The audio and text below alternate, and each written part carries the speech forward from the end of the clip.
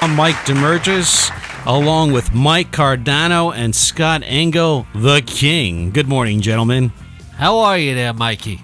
Which Mike are you talking to? I don't know. Whichever one's going to answer first. The good-looking one. That'd be Damergis. Oh, there you go. We'll call him Mike C. with the glasses. You can't win, Mike. What's the deal with that? He just picks on you all the time. Can we do something with these lights? I get that glow off of his head. Even if you turn off the lights, you're still going to glow because it's the royal emanation of the king. It'd be like the moon.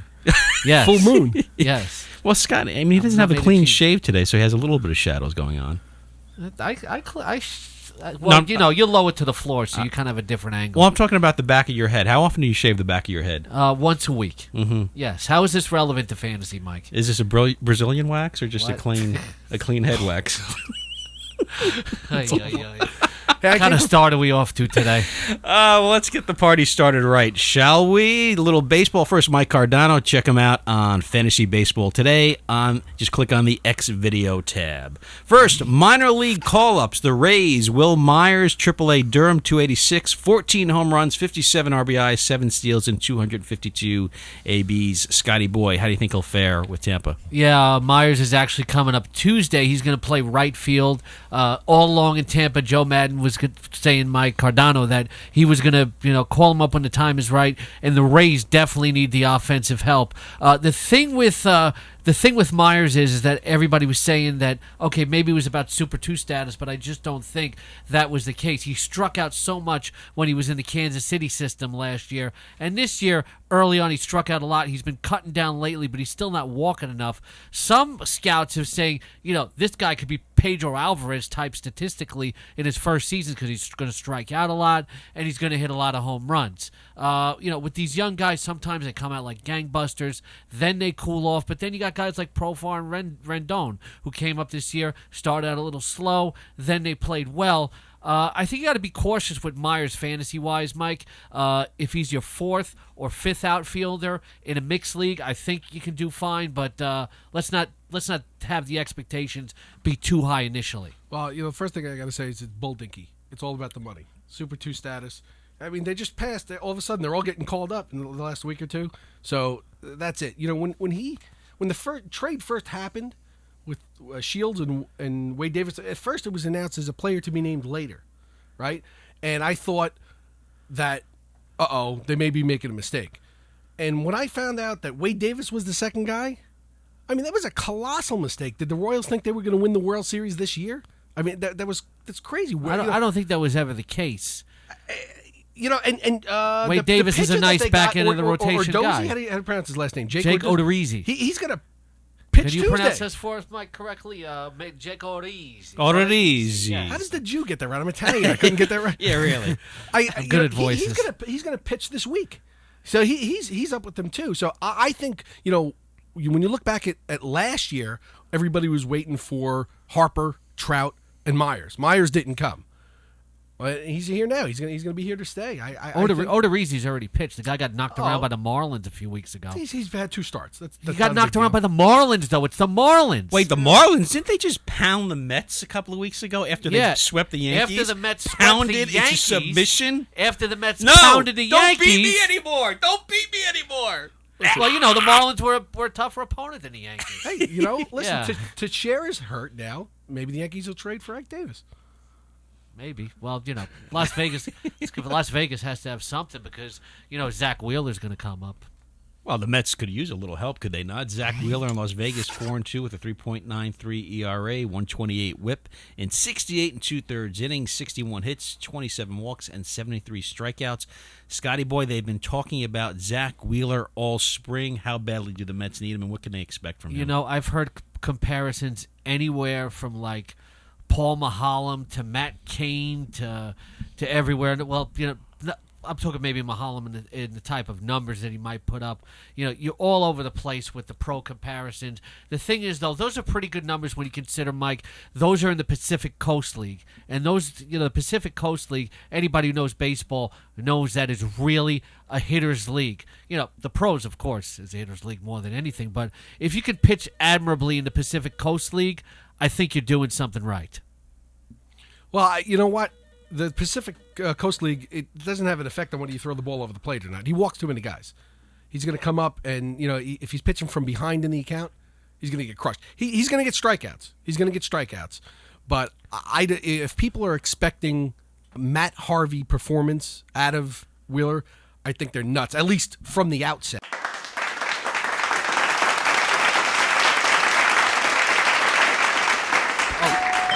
There we go. Somebody's at the door. Who is it? Like Mr. Robinson's neighborhood. What do we got? What's your name? Where you calling from? I'm Will from Weehawken. Will from Weehawken. Weehawken. A wacky time in Weehawken. What's your question, Will? My question is, I'm concerned about the closer status in Seattle. Is Oliver Perez actually fantasy relevant?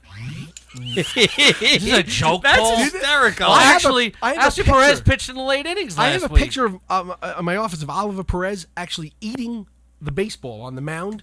I don't know what he must have walked 3 guys in a row and somebody hit a grand slam. You think all the money... He's a basket case. He was eating the baseball. Well, you think all the money that Montee gave him, he could afford something a little more edible, don't you think? The prime question here is, though, to answer the call from Weehawken, is Tom Williamson recently has really started to show some signs of imploding, and the Mariners now have to go with a closer by committee, Mike. You know what? I think Perez he's viable. I don't think he is. You're not being realistic. I think you're just saying things for How's he pitched so far?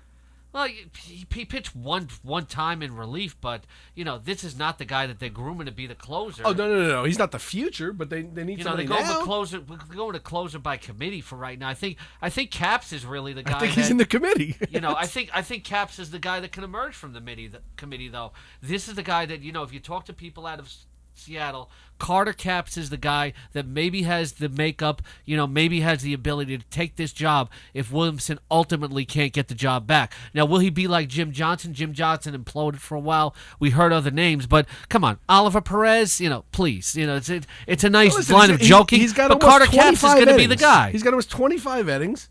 He's got 33 strikeouts, a 1.1 ERA, and a WHIP of 1.3. What sort of situations has he pitched in, though? Carter Capps is the kind of guy who's... the American League. He's not pitching against any pitchers. Carter Capps is the kind of guy... You have to have the right makeup to be a closer. The right mentality to be a closer. Perez doesn't have the makeup for anything. Wait a second. You're saying he doesn't have a strong character, Ali Perez? Oh, really? Would that be so shocking? Some guys in the 9th inning... people talk about stats. I really believe that being a closer has to be an intangible skill. You have to be mentally tough to be a closer. Intangibles matter diddly squat in fantasy. No, it's not just true. all about the stats. It's not true. When you're doing your analysis... You have to look at intangibles. You have to look at surrounding factors. I do it all the time. I'm in the clubhouses, and I see these intangibles working. Okay? How can you see intangibles? You talk to guys, okay? You talk to Andrew McCutchen. He tells you, I'm going to take Starling Marte under my wing. Why do you think Starling Marte is playing so well? It's not just his skill set. He has a veteran taking him under his wing, a superstar that's teaching him the rigors of Major League Baseball.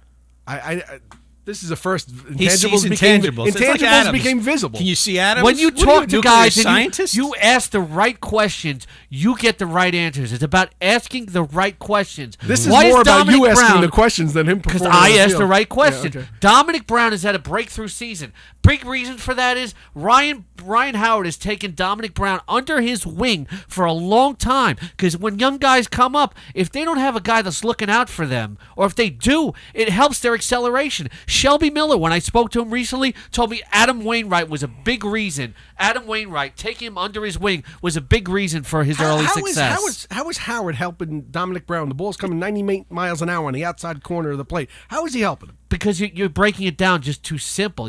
There's so many things that you have to handle in the major leagues. Life in the major leagues. There needs to be scouting reports, how to handle certain pitchers. You can guys laugh all you want, but when I was talking about Starling Marte, what? Yeah. Draw me what an intangible looks like. Not a stick figure. I'm going to draw you intangible right Don't make here. it look like a horse. Yeah. Engel von Steinstein. Yeah. You guys can laugh all you want because maybe, this is not something you're aware of. But when I was talking up Starling Marte in the preseason because Andrew McCutchen was taking him under his wing, now everybody wants Starling Marte and Dominic Brown on their fantasy Wait team. a second. So Not laugh because all of you their want, but I intangibles. will be laughing at you from higher Because in of the their standings. Oh, you're stats. popping the microphone over there, It's Engel. not just stats. What about- Baseball is a game wait a more than second. stats. It's only stats. No, it's not. You need to, when you're analyzing and you're scouting, you have to do more than just look at the numbers. There are surrounding factors. Who's the number one intangible fantasy player in the game today? Intangible fantasy Who's player? Who's your first pick in the intangible fantasy draft? Well, in the intangible fantasy draft, who would I take number You one inventing overall? a new game? It's Miguel Cabrera. Because Miguel And he's Cabrera got knows the how to intent- handle the pressure. And who tutored him? All of a sudden, he's clean off the bottle now. He knows how to handle Let me tell pressure. you something. I haven't been talking to Cabrera long enough. I haven't been in the clubhouse You long don't enough. speak Spanish. No, but mira. Oh, no, here we go.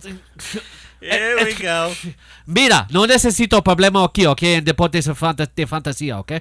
I don't know if I can say shoes All right. and I house. can't speak Spanish. Let's move on now, please. Gerrit Cole, the Pirates, 2-0, 5 2/3 innings, 7 hits, 3 earned runs, 1 strikeout on Saturday versus the Dodgers. Scott. Okay. Here's something else about intangibles. Gerrit Cole is in a great situation. You know why? Mike Damergis, Ray Searage, you know the name. Yes. Okay. Talking to the All microphone, right. please. Ray Searage, Radio 101 here. Ray Searage may be the best pitching coach in the business. Okay. You see it with guys like Jeff Locke. Okay. Also, you have AJ Burnett there, almost acting like a player coach. This is a great situation for Gerrit Cole to come into. Some people have said Gerrit Cole could be as mediocre, maybe as Andy Bennis. He has to throw just more than the fastball and the slider, I think, to dominate. But he's come into a great situation. I think, when I was talking to Shelby Miller, he said a really, really insightful thing recently when I spoke to him, Mike Cardano. He said, I know that at some point, my numbers are going to dip because it's not always going to be this good. I think it's going to be that way for Gerrit Cole. My concern with Gerrit Cole, though, is I want to see more strikeouts. Yeah, he strikes nobody out. You got to talk into the microphone, then. He Mike. strikes nobody out. He's almost useless to me. He strikes nobody out. I think He's the got strikeouts one will strikeout? come. I think the strikeouts will come. He's got 3 With and what? 2 More first 2 games. intangibles? So you By the laugh way, at the me. You're show- making yourself look silly. Why? Does Shelby Miller, by the way, does he have any pitching prowess at all? His skills, or is it just intangibles? Well, he's also a very smart young kid, who knows how to absorb information. You played minor league baseball. You should know about these things. No wonder you made it past Nobody rookie that I played ball. with had any intangibles. You- they whizzed That's balls why they're past in me and minor I league struck out. baseball. No wonder he Yeah. never made it past rookie ball. That's why he's You sitting played here minor with a league gun. ball? Really? Were you catcher? I watched You a catcher? more often than I played. Yeah. You look like a catcher. Because he laughed at the guys when they were talking about the finer points of the game. No, because he was looking at all the And girls in you the know what? stands. I didn't have anybody teaching me the intangibles. Or else Yeah. perhaps I'd be in the major leagues. I'd be a veteran. I doubt it, but I can teach you the intangibles of The radio. closest if you thing that I want. saw to his intangibles, I was on deck, and the guy that was up at bat, there was a pitch low and outside, and the batter up turned it to the umpire, and he said, if you keep calling him like this, neither one of us are going to make it to the major leagues. And that was the closest thing having to do with intangibles that I'm I not saw. surprised you didn't make it to the majors. Oh, neither am I. Well, maybe you're the catcher for Ricky Nolasco, who's 4-7 this year, but beat St. Louis the other day. 7 innings, 3 hits, 1 earned run, 1 walk, 4 strikeouts. 3 or less runs in his last 5 of 6 outings. So, Scott, I guess Ricky Nolasco has the intangibles straightened out. We hope so. Which his intangible is his trade value. Ricky Nolasco, Mike Cardano, is the guy that keeps coming up when people talk about, okay, who's going to be moved at the deadline? And his last few starts overall have been pretty good. The Miami Marlins are basically a minor league system for a lot of other teams. They used to be the Mets minor league system back in the middle of the decade. Nolasco's going to get moved, and if you're in a mixed league, you should buy low for Nolasco now before he gets moved. You know what? I think he's a better baseball player for a team to help them win in a trade than he is a fantasy player. He'll have if somebody's in contention and they need a quality starter, I think he'll help that team, but I don't think he's going to help much from a fantasy perspective. And it's hard to plan for wins. He can't gets chase wins. him, yeah. So you could say, okay, he's going to pitch for a better team. He'll get more wins. He'd be a nice pickup if Anaheim could get their stuff straightened out. If the Angels could get their team straighted out a little bit, he could be a good pickup down the road. Yeah, But I mean, maybe for a look team at him. like he's Detroit, in the National too. League this year. He's pitching to a 4.8 ERA, and he's pitching in the National League, and his WHIP is over 1.4. Well, you can't look at the total numbers. He's had some bad starts that have inflated things. Recently, he's really pitched really well. Do the total numbers not count?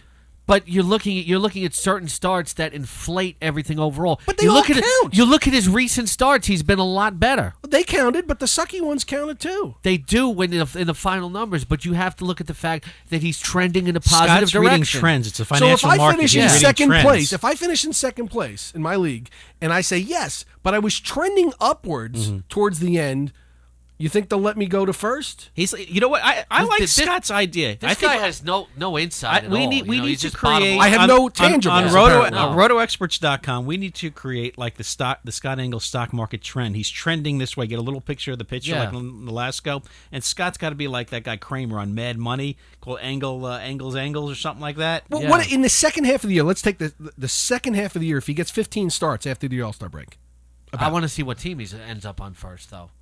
Because you can't chase wins. And put him on Anaheim. Put him on Anaheim's been very inconsistent. They don't have an offense, huh? They need pitching. They're better than Miami's, but they're still very straighten out, though. They're going to straighten out. Who would be okay for you to go? I would love to see him go to Detroit. Who's gonna close his games out in Detroit? Who's going to close his game? They're about probably the going to make a Yankees? trade for closer. There's another rumor that's going around that the Phillies might move Jonathan Papelbon. That, even more than Nolasco, I would love to see The Phillies are going to move everybody. Phillies going to move everybody, except for Dominic Brown. Pretty much. Well, they're not Right? going to get nothing for Ryan Howard. Moving Hamels along. could be on the move, too. Utley's gone. Jon Lester, concerns here, gentlemen. 12 earned runs in his last 2 starts since May 15th. At May 15th, he was 6-0 with a 2.72 ERA. Since then, 0-4 with a 7.20 ERA in his last 6 starts, Mr. Engel.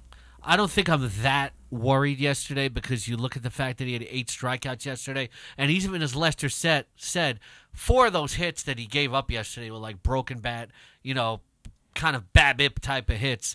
You look at his overall record, I think Lester is going to be fine. It's a good time to buy low on him. The coaching staff has been working on his mechanics with him. I think he was mechanically out of whack 2 starts ago, and I think you saw improvements. You actually watched the game yesterday and just didn't look at the numbers. I think Jon Lester's going to be fine. When was the last time this guy was fantasy relevant? I mean, I feel bad for the guy. May 15th, went he through was the 6-0. testicular cancer and stuff like that. Yeah, but those are wins. But, I mean, he's had... He earned that 6-0. He earned that 6-0.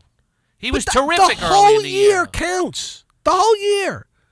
I was counting the whole year. He started 6-0. Yeah, but if you're in first place just for the first 6 weeks of your season and then fade, it don't help. Well, Scott, what I'm saying is I'm looking forward. He's going to rebound. Does he have intangibles? His intangibles, Yes, he he's going to does. come Very through good as we pitcher. go through the dog days of August into September. He's got the intangibles that are going to get the ship righted.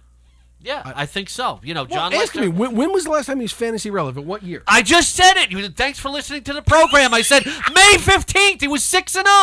That was the beginning. He's had of the 2 season. bad starts. Now he's fantasy Paul irrelevant. Maholm was he was the best pitcher in baseball, No wasn't he? wonder this guy never made it out of the minor leagues. I don't think he's going to make it in majors in fantasy. All right, gentlemen. That Sucks. breaks up part 1 of the show. Coming up, we got some football talk. Stay tuned to Roto Experts Radio with the Kings Scott Engel, Mike Cardano, and Mike Damergis. Coming up right after this.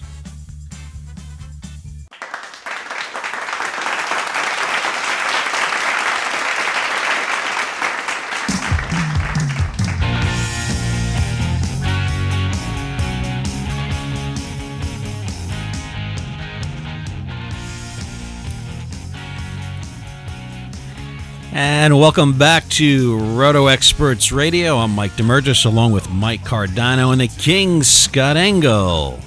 Getting to a little kiss there, Mr. Scott. Oh, yeah. First cut off the first album. Strutter. Nicely done, Mike Damergis. Oh, thank you. Thank you. Yes. A lot of the KISS members have intangibles, I heard. They do. That's what makes them a good rock band. If you had some intangibles, you might be a good fantasy expert. And they're making a lot of money. Look at this. Do you believe this? We've already got a phone call. Yes. What's that phone number, Mike Damergis? I know it starts with a 94 area code. We are the Roto Experts from RotoExperts.com. Scott the King Engel and Mike Costanza Cardano. You remind me so much of George Costanza. Who is it? Hello, who's there? Hello, this is Eddie from Brooklyn. How are you? Eddie from Brooklyn. How you What's doing going over on, there? Eddie? How Yeah. you doing over there? I'm doing okay. Get a How are bagel you with a guys doing schmear? up there in New Rochelle? What you got there, Eddie? What's your I have question? a quick question for you. I've been proposed to trade. I've been dying all year with Josh Hamilton. He's dying over there. Dying. I'm waiting for him to turn it around, and a guy has just offered me Wil Myers straight up for Josh Hamilton. Ooh. Is this a keeper league? It's not a keeper league. I would have made it in a second. It's not a keeper league. I don't think No I can do. I don't think I can do it because you just don't know what you're going to get from Myers. He's been striking out a lot in the minor leagues. But less lately, but he wasn't drawing the walks. It kind of makes me skittish on him. I would keep shopping Hamilton, Eddie. Well, I don't think Myers is going to run like he did in the minor leagues either. Didn't he have a bum knee last year? Well, he's fine this year. He's stolen it out of 7 out of base attempts. But is this a roto or a head-to-head league? Roto league. I think roto, you're still going to end up with viable enough numbers from Josh Hamilton. Thanks a lot for the call, Eddie. Appreciate it. All right. What's that number over there, Mike Damergis? If 914-633-2369. If you want to call in from Brooklyn over there. Yeah, Intelligent people in Brooklyn. 633-2369. Certainly not in certain parts of New Jersey, as evidenced over here. What about Mawa? What's going on with Mawa? They Mawa, have New a tennis Jersey. classic there, don't they? What's that? Don't they have like the Pathmark Tennis Classic or something? I don't know Mawa? anything about Mawa. It just sounds cool. Mawa. I don't know. Named after Indians. Well, let's Mawa. talk a little football here, shall we? A lot Yes. of people are getting a little pumped up. August isn't too far away. So, what are the early drafting trends that you see so far? I'm looking at actually one of our RotoExperts in-house drafts, the early drafts we're doing, because us fantasy experts, we start real early. We start drafting in June. People are saying, you're drafting already? And, in our in-house draft, Mike Cardano, 9 of the first 10 picks were actually running backs. One person veered towards taking Calvin Johnson, and only 2 of the two players in the first round were not running backs. Aaron Rodgers went at number 13 overall. Running backs are going to fly off the board, I think, in expert leagues, but I think you're going to see in yearly leagues, in the average league, I think people are going to go more for quarterback early. I think that definitely is the tradition, but you can wait on quarterback this year. I think quarterback is pretty deep in terms of quality. I saw the exact same thing. The running backs are flying off the board. Adrian Foster, Peterson, Charles. Adrian Foster, is he new to the league? Arian. Oh, okay. Lynch, Rice, Martin, Richardson, McCoy, Spiller, Morris. And I know you're not high on Jamaal Charles. It's not that I'm not high. I think people are overrating him a little bit. They're looking at the Andy Reid factor and saying, okay, this guy is going to have the greatest year of his career. He's going to be LaShawn McCoy. He's not LaShawn McCoy. He's a different running back. Some running backs run well near the goal line, and others just do not. Jamaal Charles has yet to show me anything that he's a true The goal Chiefs line never runner. got to the goal line. When they did, Jamaal Charles was not the guy. There are some guys. Matt Forte never gets in the end zone. If you draw an end zone on the front door of his home, he'll never get in his house, okay? Some guys are just not goal line runners, and that's why I wouldn't overrate Jamaal Charles. He's like a top 5, I don't have a problem, but one draft, I saw him go number 2 overall, and I have a problem with that. I think that's too early. I think after Peterson and Foster, you could take the next 8 running backs, Mike Cardano, and roll them all out in the drum, but I don't think I could just make Jamaal Charles number 2. I think Charles, they're going to be throwing screens up the wazoo. Yeah. He's going to be piling up the yardage there. He's probably going to have more catches than he had in the past. I mean, he's the king of the screen, Andy Reid. Yeah. Who is it? Hello, how you doing today? What's your name? Where are you calling from? My name is Brad, and I'm calling from Connecticut. Thanks for taking my call. Sure. What's your question? I think his question is hotter than hell. I'm in a 12-team head-to-head points league. I have first waiver priority and looking to pick up Wil Myers. Should I drop Josh Willingham for him? What do you think, Mike Cardano? Yeah, well, Willingham's hurt. They didn't put him on the DL yet, I don't think. No. But that one I would do. For now, only because you're not even sure Willingham's going to be playing. There's no question forward. to me. I mean, look, I like Willingham. He hits home runs, but he doesn't have the upside of a Wil Myers. He's got intangibles. He does, and you do not. Yeah, well. Yes, what Mike Damergis does. Yes, let's take Myers. Let's get back to football, shall we? Yes. Okay, Russell Wilson, Colin Kaepernick, and RG3. 3 rookies that had a tremendous impact last year. What can we expect this year? And if you had your choice between the 3, which way would you go, Mike Cardano? Kaepernick. No question. Why? I just think he's the total package between the play calling and what he can do. I don't think there's going to be any question that he goes in as the starter and has the full year to go. Now, I'm a little worried about Crabtree not being there, but I think. Oh, Mrs. Crabtree. Yeah, well, to me, it's not even close. And I think Russell Wilson's going to have. He snuck up on a lot of people last year. I think he's going to have more problems this year. His height is going to cause a little more problems than it did. He's not going to be able to get outside so easily. No, I'm not saying he's going to have a bad year. That height thing was already disproved last year. It's not going to be an issue this year. The height thing, I think by week 5 was no longer an issue to where anybody was saying it at it with any sort of legitimacy behind it. Made a lot of plays on broken down plays. He also made a lot of plays on play action and from the pocket. You watch the Seahawks every week. Russell Wilson is for real. Now I'll agree with you on Kaepernick.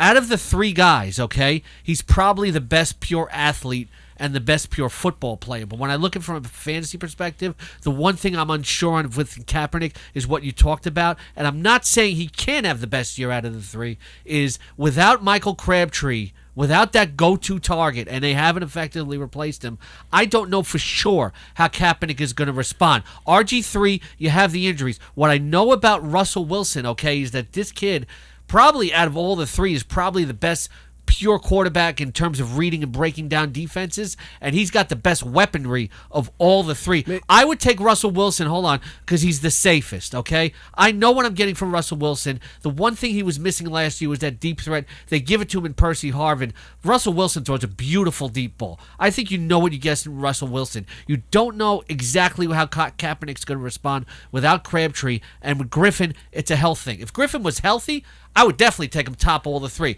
I know what I'm getting with Russell Wilson. The other thing is the health thing. Kaepernick is a huge man. He's not Michael Vick running around back there that gets. He's not Russell Wilson if he takes one a hard shot. He's a huge man, and he can take the punishment. So he can run all he wants, and he's going to get up and get back into that. I just think. I think at some point though, Mike, all these guys are going to break. The guys that run just are going to break at some point. It's just the nature of the beast. All of them could, but I think some. Well, he's least susceptible then to. I actually think being Wilson broken. Well, it's only been what, just because of his size, 10 not games, because of his 12 size, games. because of the way Wilson runs, as compared to Griffin. Griffin will just take off and not care about who hits him. Kaepernick is bigger, so he's a bigger target for guys to hit. Wilson is actually more selective in the way he scrambles. I think he is the best decision maker of the 3. I think they're all going to have good years.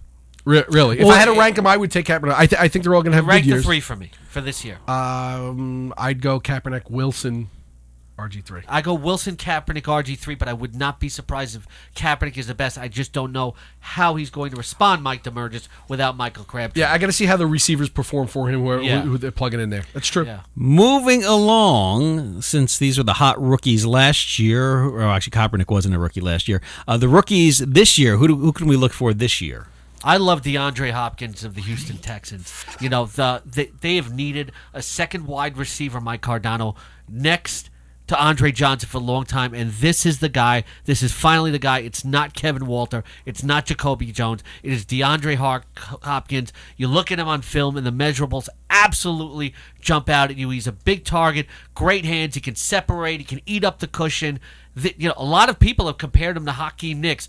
DeAndre Hopkins is one guy, and then running back, it would not surprise me if Zach Stacy turns out to be the best guy in St. Louis, because you don't know what you're going to get from Pede, and Richardson's only a part-time back. I agree with Hopkins. Out of everything that he had last year at Clemson, the 18 touchdowns is what blew me away. He was over 1,400 yards and stuff. I don't see how you overlook Montee Ball. As a running back. The only thing is like, McGahee's gone. There's already talk about it's not just how you run the ball. Can the guy pass protect? Early in OTAs, he's not even atop the depth chart because he can't. With every rookie running back, you have that problem. It costs people playing time. Absolutely, absolutely. Yeah, absolutely. What do you think about Tavon Austin? I think Tavon Austin is in a good position to succeed, maybe in his second and third year. The Rams are surrounding Sam Bradford with a lot of the right pieces, but I think it's going to take time to gel, and it's not going to come out of the gate. And, spare me the Jared Cook talk. I know this is not about a rookie, but Jared Cook is just a big beastly bum, okay? Back to Montee Ball. Montee Ball. A big beastly bum. Yes. If he had an end zone at his doorstep, he'd be able to get in.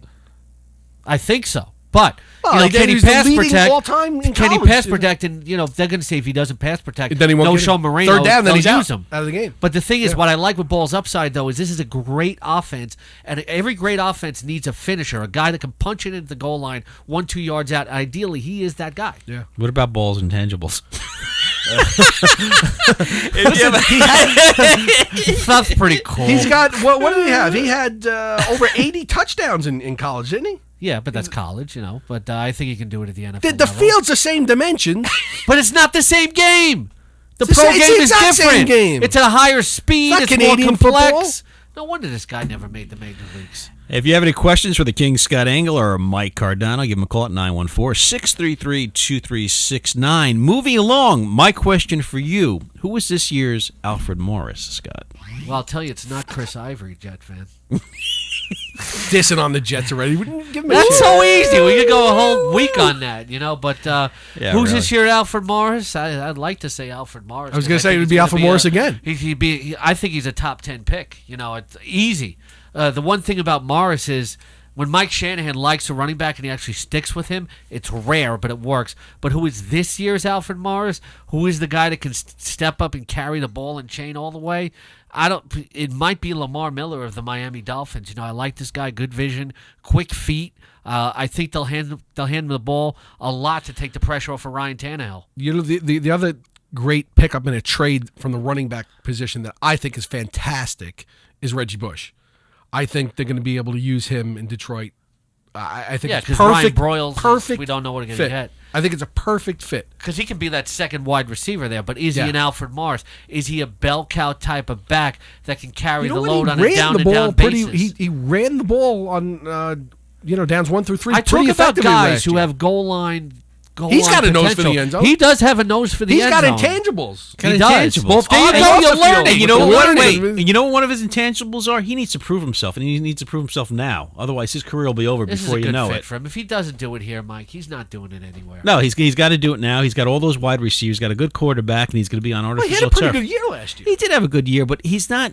When he came out of He's not on college, the- he's he not on was the like, you know verge what he of was being like? out of the league. To compare him to somebody, he was like a Gale Sayers coming out of college. You know what I'm saying? He was just so much I better. don't think by than NFL people he was. That was Well, that's what he was in I college. got What I'm this saying. year's Alfred Morris. This though. is what I'm saying. Hold on, let me finish this thought. In college, he was just so much better than everybody else. Kind of like when Gale Sayers played during his day. He was just that much better. He was like the seventh grader playing with fifth graders, basically. Since he came out of college, no, he's so was overall, Matt Leinart. He's been the whole team. Look who had blocking for him. Well, he's been a That's how the game is different. He's Look been how a Matt total bust. Leinart does in the He pros had a compared to supporting college. cast on offense to help him along. There you go. There's how pro is different than college, right there. Matt Leinart's a good example. moving along. Wait, don't move along Oh, yet. we're I may going. have my next Alfred Morris. Le'Veon Bell, the rookie from the Pittsburgh Steelers. This is a guy specifically drafted to be a bell cow running back. Let me guess. You And- talked to him and he said he was going to have a good year. And you No, like his intangibles. I've read the reports coming out to Pittsburgh. I've watched film. Did on the person guy. who wrote the report actually see him play? Let me tell you something, okay? I read reports from experienced scouts, okay? I've watched the film on Le'Veon Bell. There is a reason why the Pittsburgh Steelers spent an early draft pick on him. He's a physical What does bell cow Braddock running think of him? back. Have you talked to Jason? Jason Braddock? What is it- what's I his haven't opinion? spoken to him yet, but I'll probably say I like that ball. Yeah. I'm Yeah. curious. He's my go-to guy when I need information on a guy that I don't have. Yeah. well, the guy I'm my own go-to guy, though. So. Okay, we have a guy that has a guy who wants to be a guy who wants to be any guy, right? What are you, V? Bobby Valentine? I need a guy to be the guy when I need somebody going to be the guy. If you're going to be the guy, then be my guy. Eddie Welker, Peyton Manning's new guy, Wes Eddie Welker? Welker. He's related to Wes? Wes Welker. Oh, you said Eddie. I said anyway. Oh. Hello. Hello. Wes Hello. Welker, a new home in Denver. How's this going to affect the receivers for the Broncos, including Mr. Thomas? I think the whole damn Denver team is going to be affected positively. Everybody. Every single player on both sides of the ball, including the special teams. So if they had How can you Welker go last talking year, intangibles? wait a Look second. at So if they that. had Welker in the playoffs last year, you think Manning takes a knee and just kind of ends it there? You know, listen, I think forget they about, made it easier. forget about Welker dropping passes in playoff games and You don't everything. We're lose just talking points in about that for regular fantasy. season. And who's better at that position?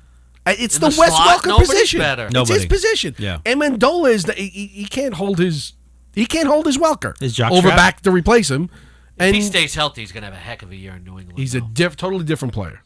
And they got no He Gronkowski. is, but Tom Brady can turn anybody into a great player, it seems. But here's the thing. Peyton Manning is going to have one of the best years of his life. Third quarterback to me in fantasy number overall. Okay, Eric Decker is going to be the designated touchdown guy in a standard non-PPR league. You want Decker for the touchdowns. Demaryius Thomas is going to be what he was last year, a big play guy. He's the guy you want in a performance league. In a PPR, you want Welker. Mike, let me tell you something. Last year's NFL Hall of Fame induction ceremony, I was a personal guest of Chris Dolman, and I went and I had the opportunity to sit and have dinner with Dolman and a couple of his Hall of Fame friends. There was Mike Ditka, there was Tony Dorsett, A couple of other guys Wait a there. minute. You sat with Chris Dolman, Mike Ditka, and Tony Dorsett. I ate and I listened. So. I was going to say you didn't say much, did you? No, I didn't say much. So listen, and one of the biggest topics, things they were talking about that they marveled at is both with Manning and Brady. The same thing is when they get inside the 20-yard line. If they have a big play and they get inside the 20-yard line in the red zone, they immediately go to no huddle and they pin that same defense who was on the field just for that long play to the field. He may get up to the line and not even snap it quickly, but those defenders cannot get off the field, and that next play is always a largely successful play. And sometimes it's a run, sometimes it's a pass, and those two quarterbacks have the knack of doing that. And Welker's going to fit right into that. They're going to call an end around, and he's going to run it in on that, or is it? Welker's not really a touchdown guy for fantasy perspective. So the touchdown guy is Decker. He's a big target. He's going to be the red zone guy that they throw. They're to. all going to get touchdowns. Everyone. Well, Welker's not going to get as many, including as the other Montee guys. Ball. Welker is not going to get as many as the other guys. Demaryius Thomas, big target. He's probably the most versatile from a pure touchdown playmaking type of perspective you want for fantasy. Just one thing off of fantasy. I'd like to talk to a Wes Welker about 2 or 3 years from now and say, compare Manning and Brady. Just compare who is the better. There's always that question: who is better, Marino or Montana? And this guy's a perfect guy to ask because he's going to play for both of them. So that's going to be an incredible conversation. I think he's going to have as much success there.